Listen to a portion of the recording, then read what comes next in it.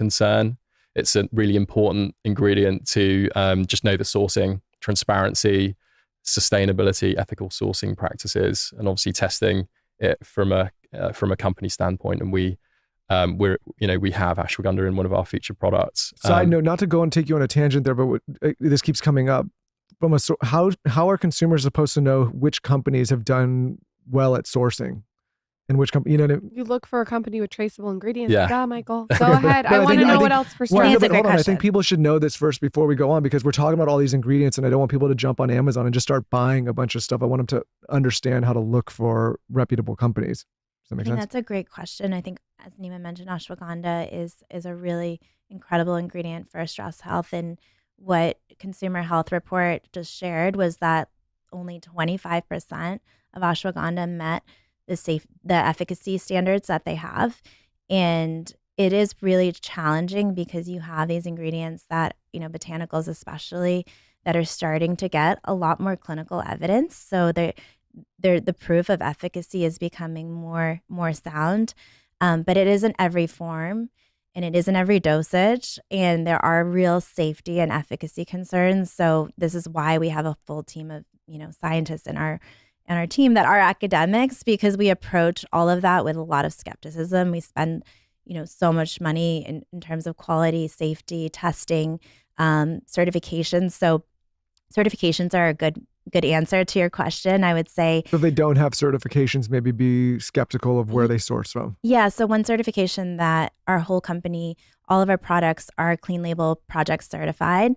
This is a great one because it tests for heavy metals, tests for pesticides, glyphosate, and it tests for 200 environmental toxins and harmful chemicals. And so you can't just trust the company. I would love everyone to trust Ritual.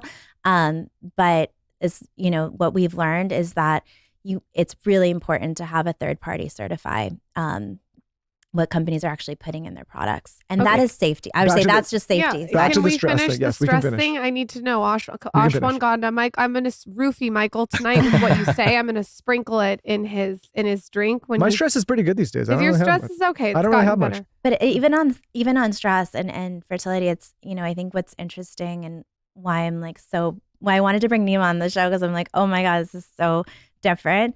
It's not just the ingredients, but how the ingredients get into the body. And so with stress, for instance, something that I didn't know, and Nima's team I learned so much from, is your cortisol actually peaks in the morning. And so we've actually developed technology of how to release cortisol, how to manage your cortisol throughout the day using ingredients like ashwagandha, L-theanine, saffron, some of the great ones that I don't want to steal Nima's thunder. But it isn't just the ingredients, but also how these are actually being delivered and impact the various systems in your body. Yeah, I think that's why Kat's an honorary professor in our science group. We think about the body first, and I think being a physiologist, that's kind of like how we think about ingredients. So as Kat mentioned, stress, like what are the physiological parameters that really cause stress? We know cortisol to be like the regulator here that we want to target through formulation or delivery format. So cortisol's having a peak, cortisol activation response in the morning, and that tapers down, through the day. And then we tackle that through the ingredients. So one candidate is L-theanine. It's a natural component of tea. You can get a potent form of this, and it's got clinical evidence to, right on the time that you consume it, reduce stress levels. So we use that as part of the ingredient. That's a candidate that we believe to be, high integrity and evidence-based. And then we have ashwagandha and then saffron. That the saffron studies are really cool in terms of helping to improve mood. And then we have these together. And as Kat mentioned, we release those along the same profile, the circadian rhythm of cortisol, which is really interesting. So I think not just thinking about the ingredients, but also to Kat's point, how we deliver on that, that's creating efficacy. And that's, how we... Can I ask you maybe a dumb question as it relates to cortisol? Do you want your cortisol to rise and spike in the morning, or do you want it to stay low? Because I remember at one point, and this was years ago, I got blood work and my doctor said, hey, we want your cortisol to come up further in the morning. And I found that to be strange. Oh, It sounded which doctor said that? It sounded counterintuitive at the time. The doctor wanted it to come up? Yeah, so maybe you'll. Yeah, no, well, those might have been my blood results. No. I think he got him confused. No, it wasn't. Okay. It's a really important that it does peak in the morning, right? Like it's part of your circadian rhythm. So you do need this to peak. It's just that if somebody is stressed or if someone has perturbations, changes in cortisol, this could be a target to help reduce. And so that's where it's coming from, is that the change in cortisol, if it's over indexing, as an activation response, could be causal to you feeling stressed. What happens if it's under? Like if it's not, in my case, I think, and again, I'm going to butcher this, but in my case, he was saying like he wanted it to come up more in the morning. And I think we did these kind of things to do that. But at the time, he wanted it to spike higher. It may have been that you were too sleepy in the morning or something. Yeah, I don't know the inverse relationship of why one would want to target to increase your cortisol level. But you don't want it to spike and then continue to spike. You want it to spike and then come down. Dysregulation of cortisol, usually that's over-indexing or is part of the stress response, and that's what we have correlated cortisol to feeling stressed.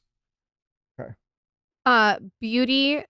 Skin health, nail health. What are the ingredients that we should be focused on? I'm someone that loves plump skin. I want it youthful. I want it to be looking glassy. Michael doesn't know what I'm talking about, with no wrinkles. So what do we do for that? Can I cover this one? Yeah, just because sure, I'm like so passionate about it. So I'm scared of needles. So like this was like a passion project of mine, and Nima's as well. And we looked at the skin health space, and it was so, of all the categories, this one was filled with the most pseudoscience, I would say. Very little clinical evidence, a lot of hype. And I would say there was two categories that became very popular, collagen and biotin. And when you look at collagen, for instance, the collagen industry is causing deforestation. Indigenous populations are being, displaced, and there's a lot of ethical concerns there.